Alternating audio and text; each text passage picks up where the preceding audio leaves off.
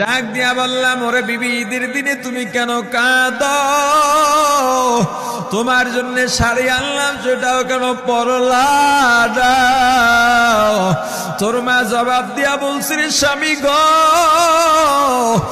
আপনারা যখন নামাজের জন্য রওনা দিয়া গেলেন, আমার অমুক সন্তান আপনার সঙ্গে যায় নামাজ দিয়া নতুন পোশাক পরে নামাজে রওনা দিয়েছে, কত সুন্দর লাগছে দেখতে। হঠাৎ করে তাকায় দেখলাম আমার কলিজের একটা মানিক আপনাদের সাথে নাই। আমার মনটার ভালো লাগে না। আমি ফোন দিলাম আমার মানিকের কাছে।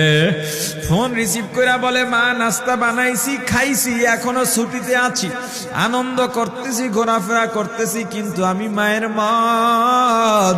আমি বললাম, বাবা, তুই আমাকে পেটে ধরিস নাই, আমি তোকে পেটে ধরছি। আমাকে খুশি রাখার জন্য কত কথাই না বললি।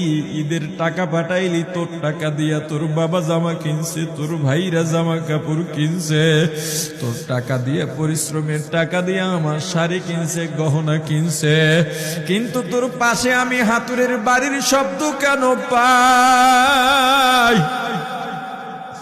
আমার সন্তান বলতে চায় না, পরে বলে, মাগো, কাজ করতে আসছি, টাকা নিয়ে কাজ করি, ঈদের দিনেও আমাদের ছুটি দেয় না। ওরে স্বামী বলেন, ঈদের দিনেও যেই সন্তান কাজ করে, এই শ্রমের টাকার শাড়ি আমি মা কেমনে পরব রে? ওরে বাবা, আজকে তুই আসবি, খবর শুনে তোর মা এক সপ্তাহ আগের থেকে ঘুমায় না, তোর জন্য কত রঙের পিঠা বানাইছি, তোর জন্য কত আয়োজন, আমি তোর মাকে কি বলবো বাবা বল? বাবা সন্তানের লাশ অ্যাম্বুলেন্সে উঠে বাড়ির দিকে রওনা দিছে।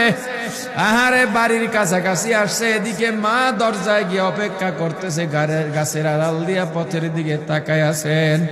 দেখেন একটা গাড়ি আসতেছে, মায়ের সে কি আনন্দ, বাড়ির মধ্যে দৌড় দিছে, তোরা কই, তাড়াতাড়ি আয়, ফুলের মালাগুলা নিয়ে আয়, গাড়ি এসে পড়ছে। বাড়ির দরজা দিয়ে যখন অ্যাম্বুলেন্সের হরেন দিয়া ঢুকতেছে, হুইসেল দিয়া ঢুকতেছে, মা একটা চিৎকার দিছে, ওরে এই মরণ গাড়ি আমার বাড়ি কেন, কার কপাল পুরুষে?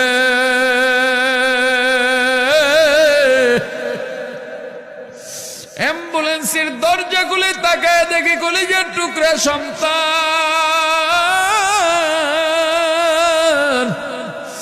এমন ঘুমাইছে, আর জীবনেও উঠবে না।